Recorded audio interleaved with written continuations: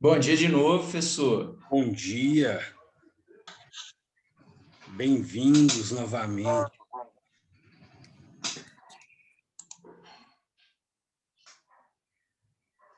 Daqui a pouquinho vamos começar.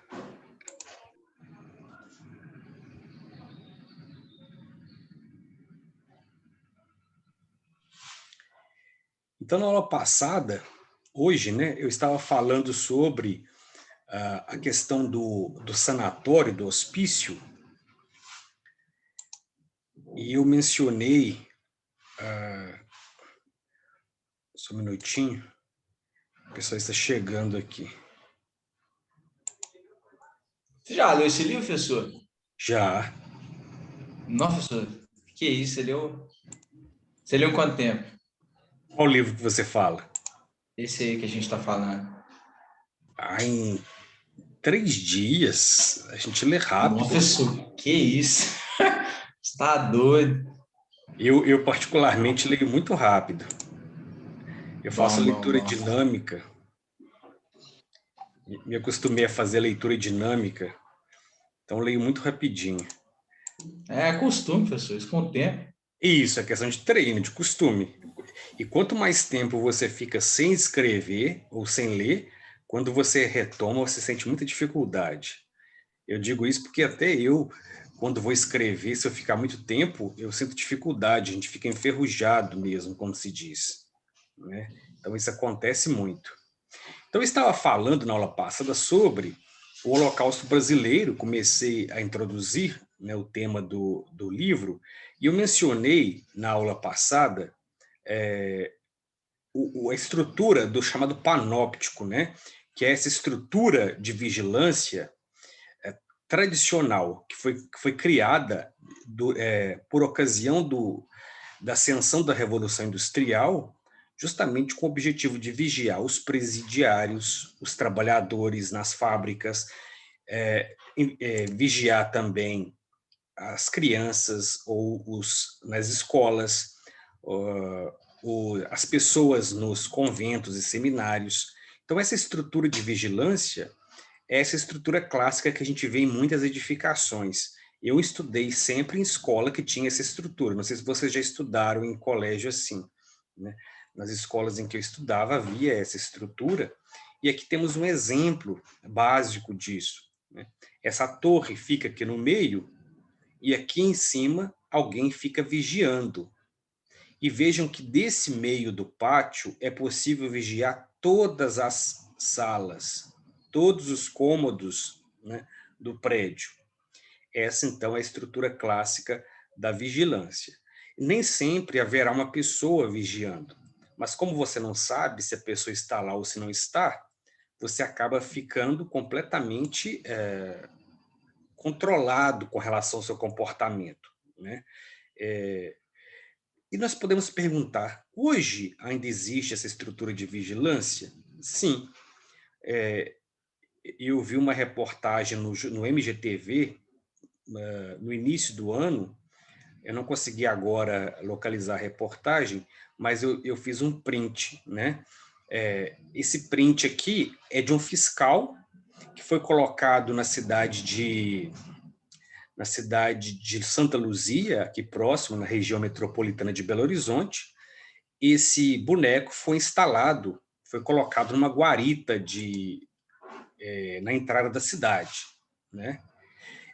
As pessoas, então, que chegavam à cidade de carro, por exemplo, vendo um boneco desse, vai imaginar que há alguém que está ali dentro, porque se você passa de relance, você imagina que é uma pessoa que está sentada ali, que está vigiando, né? Mas se você se aproximar, se você chegar perto, verá que é um boneco, né? Um boneco colocado justamente com essa intenção. Aí economiza dinheiro, economiza pessoal, né? E fica um boneco ali no local. Durante essa reportagem, o que se abordou é que a população estava irritada com esse boneco, né? Por quê?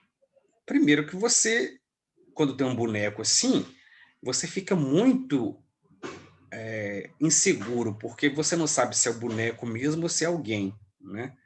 Então, a pessoa que quer ter uma certa liberdade assim para fazer o que dá na telha já fica insegura. E também por uma questão da própria segurança, né? Se colocarem bonecos em todos os lugares, as pessoas podem se sentir inseguras por não ter um policial de verdade. Mas isso é um exemplo claro de que essa estrutura de vigilância dos hospícios, dos presídios, é uma estrutura que até hoje é utilizada de formas diferentes, né?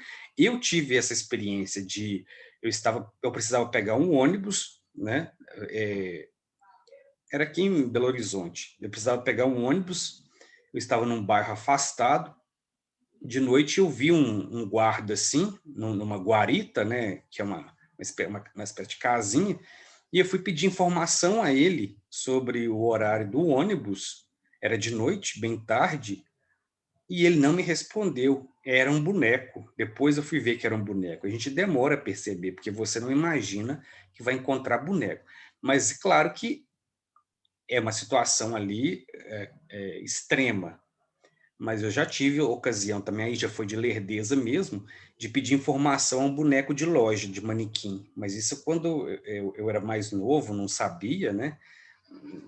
Eu pedi informação a um manequim de loja, desses que ficam com roupas, né?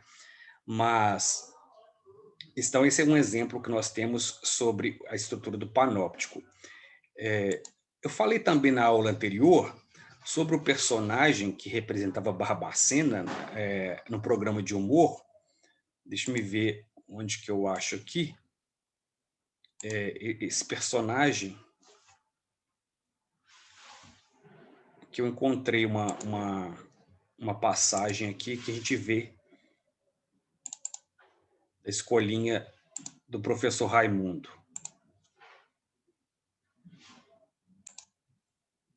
Então vocês observem, podem observar a caracterização desse personagem.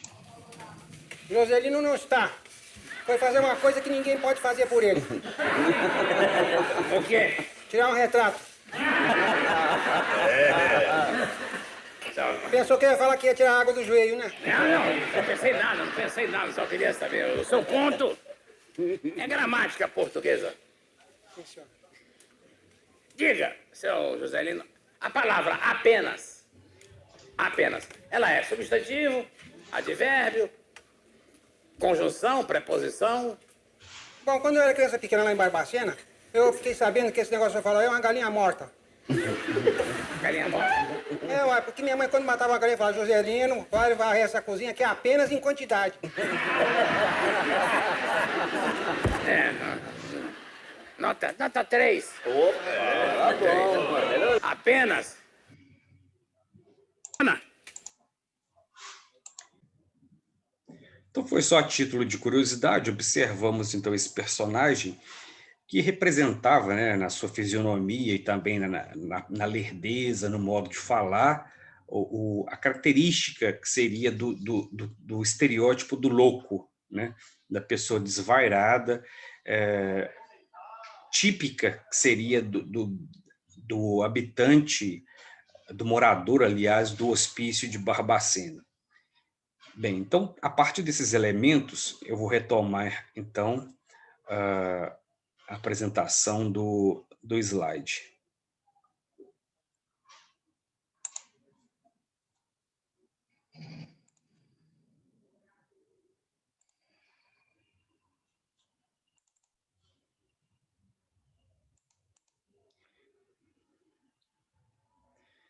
Então, temos aqui uma imagem, né, que eu já havia mostrado, de pessoas fotografadas no hospício de Barbacena.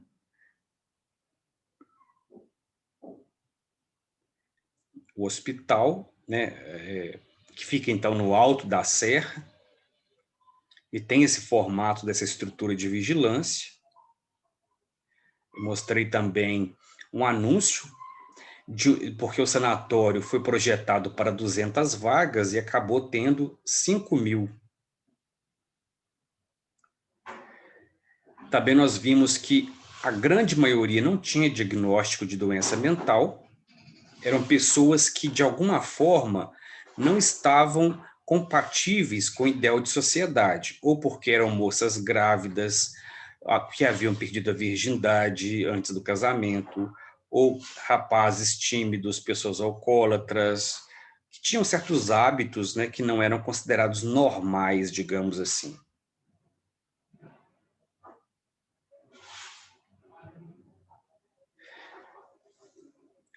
Os deserdados sociais, ou seja, essas pessoas, né, chegavam a Barbacena de vários cantos do Brasil. Tinham sido, a maioria, enfiadas nos vagões de um trem, internadas à força. Muitos nem sequer sabiam em que cidade tinham desembarcado ou mesmo o motivo pelo qual foram despachados para aquele lugar. Quando chegavam ao Colônia, suas cabeças foram raspadas e as roupas arrancadas. Perderam o nome, foram rebatizadas pelos funcionários, começaram e terminaram ali. Então vejamos aqui algumas características que indicam, né, o tratamento dado nos hospícios e especificamente nesse hospício. A pessoa tem a sua cabeça raspada. Isso é emblemático de nós observarmos nessas instituições. Um dos objetivos, com certeza, é a questão de piolhos, né? Havia muito piolho naquela época e raspar o cabelo era uma forma de lidar com isso. Também para a pessoa não ter uma crise e arrancar os cabelos, né? Outra característica é mudar o nome da pessoa, porque se você modifica o nome dela, a identidade dela se perde, o que acontecer com ela ali, naquele lugar, não vai ser rastreado pela justiça, digamos assim.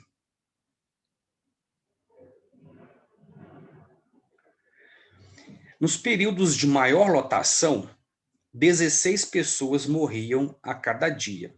Morriam de tudo, e também de invisibilidade, né?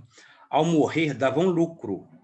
Entre 1969 e 1980, 1.853 corpos de pacientes do manicômio foram vendidos para 17 faculdades de medicina do país, sem que ninguém questionasse. Então, era lucrativo que uma pessoa morresse, porque seu corpo seria vendido, né, legalmente para uma faculdade de medicina, porque é necessário cadáver para fazer algum tipo de estudo anatômico em aulas práticas, né? Quando houve excesso de cadáveres e o mercado encolheu, os corpos foram decompostos em ácidos no pátio da colônia, na frente dos pacientes, para que as ossadas pudessem ser comercializadas. Nada se perdia, exceto a vida. Então, aqui nós temos um caderninho com as peças vendidas, né? De cada um desses pacientes aqui, dessa data específica. Também temos aqui novamente os lugares para onde foram vendidos, o fornecimento de peças anatômicas às faculdades, ano de 1969.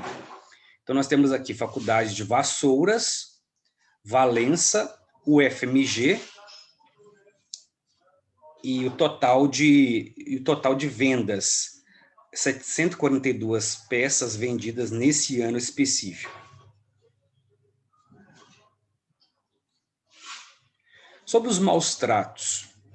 Homens, mulheres e crianças, às vezes, comiam ratos, bebiam esgoto ou urina, dormiam sobre capim, eram espancados e violados. Eram obrigados a trabalhar em funções pesadas e sem remuneração. Nas noites geladas da Serra da Mantiqueira, eram atirados ao relento nus ou cobertos apenas por trapos. Os pacientes do Colônia morriam de frio, de fome e de doença. Morriam também de choque. Em alguns dias, os eletrochoques eram tantos e tão fortes que a sobrecarga derrubava a rede do município. Então, a rede de energia elétrica mal dava conta da quantidade de eletrochoques que era realizada com os pacientes desse município. Eu nunca estive no hospício, né, mas eu estive, na época, numa creche. E não eram creches como as creches são hoje, imagino eu.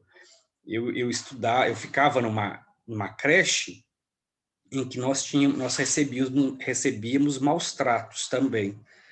Eu me recordo, eu era bem pequeno, mas eu me recordo de, por exemplo, eu me lembro de um dia eu ter falado que estava com muita dor de barriga, né?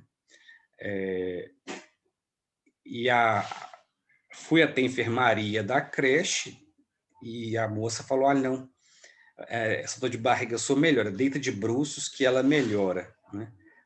E eu lembro de ter ficado a tarde toda, né, com dor de barriga, deitado de bruços no chão frio para ver se melhorava. Outro detalhe do qual eu me lembro também é na hora do banho. Nós éramos colocados todos nus, né, os meninos, para tomar banho. E a gente tremia de frio, porque entrava de um em um e elas davam banho na gente. E eu sempre ficava por último, né, naquele frio. Então, é uma experiência da qual me recordo também. E também uma outra experiência é de que eles colocavam a gente para trabalhar, os maiorzinhos, né? Tinham que trabalhar.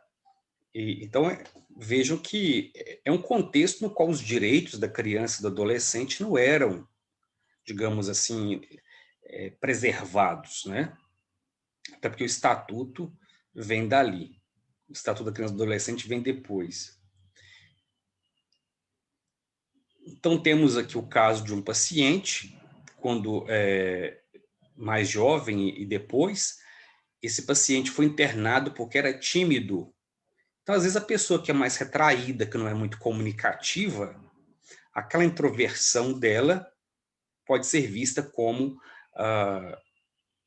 uma manifestação de uma deficiência mental, né? Pessoa que não é falante.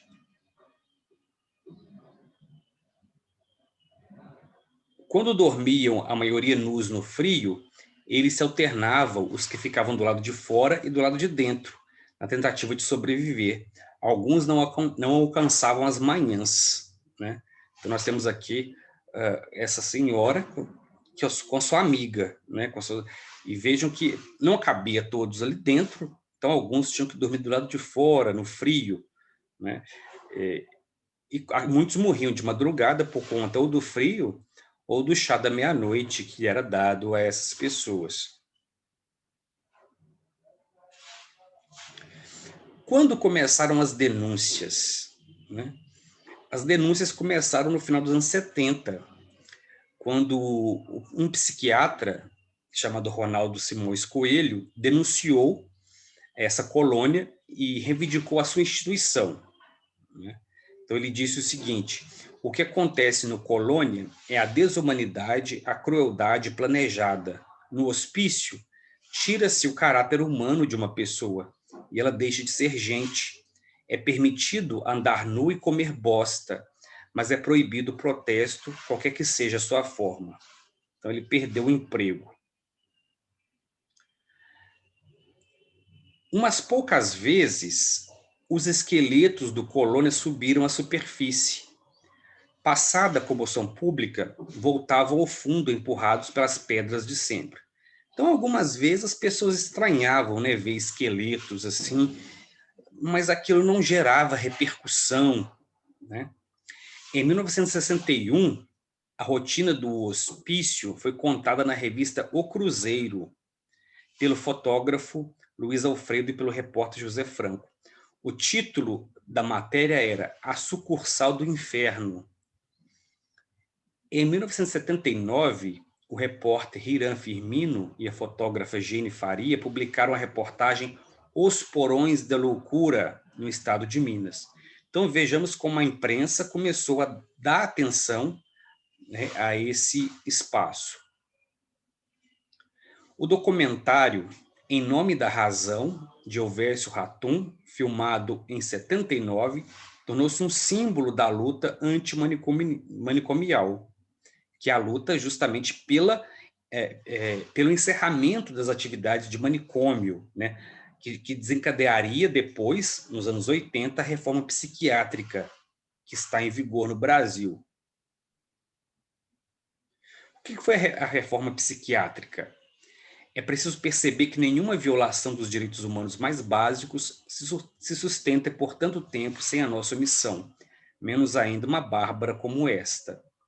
Em 1979, o psiquiatra italiano Franco Basaglia, pioneiro da luta pelo fim dos manicômios, esteve no Brasil e conheceu o Colônia. Em seguida, chamou uma coletiva de imprensa na qual afirmou: "Estive hoje num campo de concentração nazista. Em lugar nenhum do mundo presenciei uma tragédia como esta." Por isso o nome do livro, Holocausto Brasileiro. Porque se o Holocausto, né, era um campo de concentração,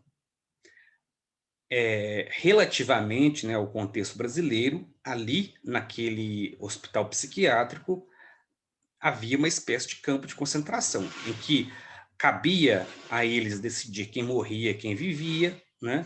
E, inclusive, a morte dos pacientes era lucrativa, né, para a venda de seus ossos ou mesmo do seu cadáver. Já o Paulo Delgado, deputado, apresentou em 89 o projeto de lei que propunha a regulamentação dos direitos da pessoa com transtornos mentais e a extinção dos manicômios. Até aquele momento, prevaleceu no país o decreto presidencial de 1934. A resolução previa o recolhimento de pacientes a hospitais psiquiátricos mediante simples atestado médico, que poderia ser solicitado por qualquer pessoa que tivesse interesse em internar alguém. Então, vejamos como era fácil internar uma pessoa.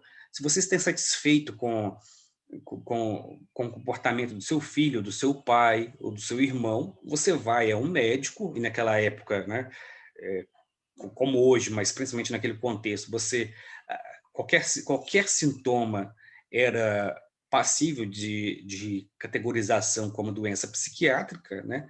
E você recebia um atestado, né, médico, e dessa forma você conseguia internar esse paciente. Muito fácil, né, de internar esse paciente no sanatório.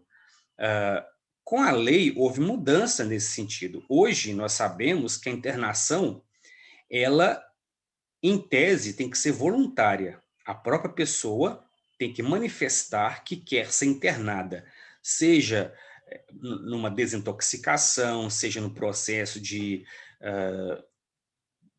luta contra o alcoolismo, seja numa circunstância como essa. Se a pessoa não quiser ser internada de livre e espontânea vontade, existe a internação compulsória, mas é muito mais difícil do que era naquele contexto, né? É preciso uma série de procedimentos para comprovar que aquela pessoa precisa urgentemente ser internada porque ela é um perigo realmente para a família ou para a sociedade como um todo. O que aconteceu, então, com esse hospital psiquiátrico? Ele foi desativado com a reforma psiquiátrica e se transformou em um museu chamado Museu da Loucura, né? Então lá encontram-se imagens, fotografias, utensílios, equipamentos que as pessoas podem ver, né, quando passeiam por lá. Então, toda essa loucura, digamos assim, ficou no passado, mas é um passado que assombra, porque muitas pessoas perderam seus entes queridos e ainda há pessoas sobreviventes, né, do Hospital Psiquiátrico de Barbacena. Então, é uma realidade próxima de nós, mas que muitos de nós desconhecemos, né? Bem, eu vou encerrar o compartilhamento aqui. Agora, nos interessa perguntar qual é a função do hospício e como definir o normal e o anormal, o comportamento normal e o patológico. É muito curioso que o hospício não funciona para, em tese, proteger a pessoa que vai ser internada. É mais para proteger quem está fora, para criar a ideia de normalidade. A ideia de normalidade não é uma ideia natural, é uma ideia construída. Quem define o que é normal ou o que não é são as pessoas que exercem algum tipo de poder, né? O campo da medicina, do direito, a sociedade, digamos, os poderes, né, definem o que é normal e o que não é dentro de uma sociedade. Tudo aquilo que não é definido como normal serve para reafirmar, né, como forma de oposição, o que seria normal. Então, para haver uma ideia de normalidade, é preciso que tudo aquilo que não está afinado com essa ideia seja colocado fora do convívio, né? E nós temos, com a reforma psiquiátrica, uma mudança, né? O que aconteceu com a reforma psiquiátrica? Esses hospitais psiquiátricos foram sendo desativados. Para quê? Para que a pessoa com deficiência fosse tratada em casa e em sessões de fisioterapia, de consulta psiquiátrica, etc. E no lugar desses hospitais, existem internações temporárias. Então, a pessoa vai até o CAPS, né, e se consulta se ela estiver numa situação muito grave de esquizofrenia, psicose, ela fica ali durante um dia, dorme ali, mas ela vai para casa, não é uma internação em que a pessoa mora no ambiente. Então, essa reforma psiquiátrica substitui, porque o que está em objetivo é a inclusão dessas pessoas. Porque antes havia, né, a internação de crianças com deficiência, elas tinham uma escolaridade separada, essas pessoas eram segmentadas da sociedade. Porém, essas pessoas ficavam excluídas, né? Então, a palavra inclusão aparece, então, tanto que há alunos que são incluídos no campo escolar, mesmo com dificuldades de aprendizagem, né? Porque o objetivo ali da escola é uma socialização para essas pessoas. São pessoas que, se fossem internadas em um lugar específico ou numa escola específica, elas ficariam alheias ao convívio social, e já se sabe que o convívio social é muito importante para o desenvolvimento, claro, de uma pessoa, mesmo se essa pessoa tem dificuldade de aprendizagem. O mesmo vale para outros transtornos mentais. Então, essa é a reforma psiquiátrica, né? Então, eu vou postar o livro aqui no Escola Web, e eu vou aproveitar e fazer a chamada. Só um minuto.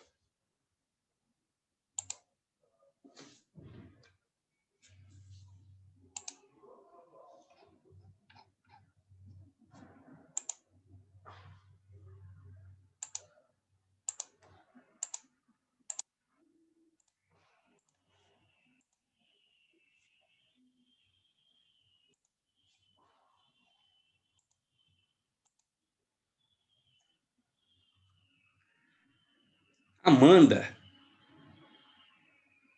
Presente. Arthur de Paula.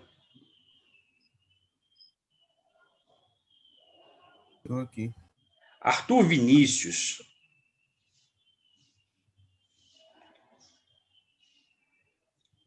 Camila Stephanie.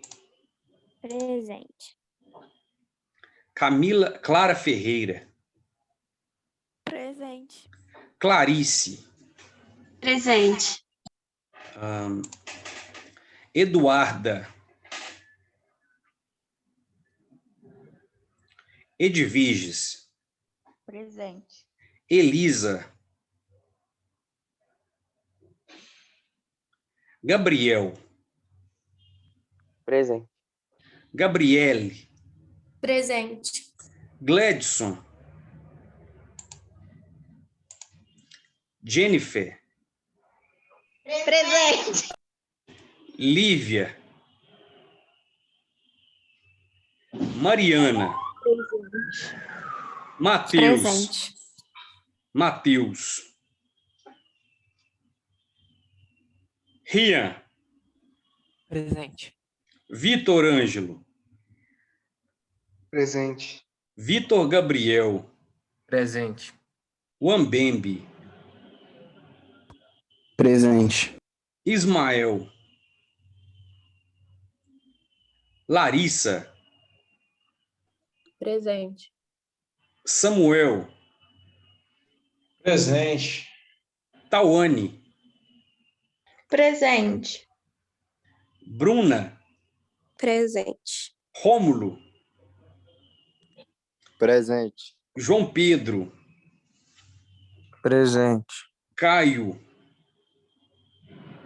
Presente. Deixa eu ver se alguém respondeu a chamada aqui pelo chat. Não. Então a turma já ficou maior, né? Estamos agora com 26 alunos. Aumentou, professor. Aumentou, né? Bom, não é? É bom, ué. Aí quando chegar o presencial, as pessoas vão se conhecer, porque nós temos alunos novatos na escola, né? Quer dizer, nessa turma eu não sei se... Não, temos sim alunos novatos em várias turmas, né? Então vai ser uma confraternização muito boa. E vocês podem também... Vi sim, Ismael. Então vocês vão se confraternizar, fazer a camisa da turma de vocês. Eu estou até com a camisa do ano passado, do ano retrasado, né, que eles fizeram. Ano passado não foi feita a camisa. É bom ter a camisa da sala, né, e vocês guardarem. Né? Deixa eu ver se alguém... Eu escutei, Lívia. Sim, escutei você respondendo a chamada. Então... Professor, sim. tô querendo te perguntar um negócio. De todos esses livros aí, qual que é o seu preferido? Você tem um monte, professor, não acredito. Não, tem alguns preferidos sim, só que eles estão fora de ordem porque eu mudei de endereço, né? Mas o meu preferido mesmo é um que foi eu que escrevi, né? Mas ele não... Um dos meus preferidos é esse aqui, ó. Esse aqui é um dos meus preferidos, que é o livro Sobrados e Mucambo, né? De um grande escritor brasileiro chamado Gilberto Freire, né? O nosso primeiro sociólogo, né? O primeiro sociólogo brasileiro, Gilberto Freire, que escreveu Sobrados e Mucambos, que vai tratar exatamente do fim do patriarcado rural e a urbanização do Brasil. Ele escreve muito bonito, né? Alguém disse que queria gostar de ler assim.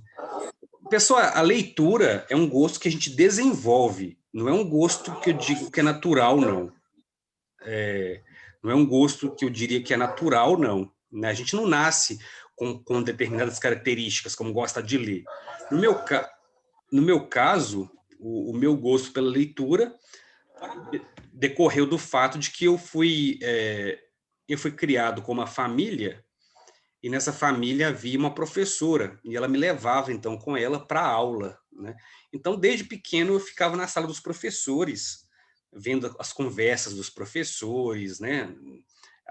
E ela fazia correção de exercícios e provas, eu ficava lá olhando, e aquilo me despertou essa curiosidade, porque o meu mundo era esse. Então, acho que é muito importante, por isso mesmo, o fato, a criança ter nos pais um exemplo da leitura. Às vezes a gente vê um pai, né? Eu tinha uma aluna na faculdade que ela tinha filho, ela falou: professor, o meu filho não gosta de ler, como que eu faço para ele gostar de ler? Mas ela própria não lia. Eu falei: se você lê? Não, eu não gosto de ler, mas é claro que a criança não vai gostar de ler se o pai não dá no aniversário o presente. Então eu fiquei tão impactado com esse hábito delas, né, das professoras na sala, né, eu ficava me sentindo assim, estando ali naquele privilégio de escutar as conversas, né, das professoras, que eu comecei a brincar de ser professor também, né, com as crianças. Então, pequeno, eu lembro que eu dava aulinha, né, eram as meninas que iam, né, então as meninas da rua todas iam lá em casa, eu lembro disso, e eu ia dar aulinha para elas. Que professor, que chique. ficava eu dando aula, não lembro de que não, porque eu era muito pequeno, mas eu já lembro que eu dava aula. E aí fui desenvolvendo, né, esse interesse, e eu me lembro que essa professora me levou numa sala, era um quarto cheio de brinquedo, e ela falou, escolhe um brinquedo para você, e eu escolhi exatamente um livro, que eu ficava de olho nesse livro e quis ler. Então, a curiosidade tem que ser despertada na criança. Então, quando você já é um adolescente e você não teve essa curiosidade despertada, aí é preciso que você corra atrás, né? E comece a ler livros mais tranquilos de ler, e a partir daí você vai desenvolver um gosto, mas não é um gosto facilmente desenvolvido, não. Por isso é tão importante a prática dessas atividades de leitura, porque é o único momento em que você se obriga a ler efetivamente, né? É ler um livro paradidático como esse. Antigamente também era cobrado no Enem a leitura de livro, né? Hoje já não se cobra mais, né? Mas, de qualquer forma, ler é uma viagem, uma experiência incrível, né? Agora, eu preciso confessar que com a ascensão da tecnologia, os nossos hábitos de leitura diminuíram. O meu hábito mesmo diminuiu muito, né? Eu tenho muito livro que eu nunca li e nem vou ler, né?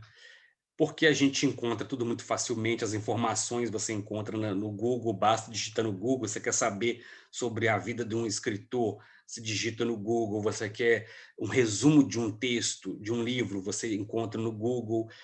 Além do que, você tem hoje as redes sociais. Na minha época de novo, não havia nem televisão. Quer dizer, havia televisão, porém, eu não tinha em casa. Então, diante da ausência de celular, de televisão, de outro entretenimento, sobrava, evidentemente, a leitura, né? Como uma companhia. E isso me ajudou muito com relação ao desenvolvimento. Sobre a leitura, não li todos os livros, não. Eu tenho mais de 1000 livros, então li alguns deles, né? Eu já fui um leitor muito voraz, mas hoje nem tanto.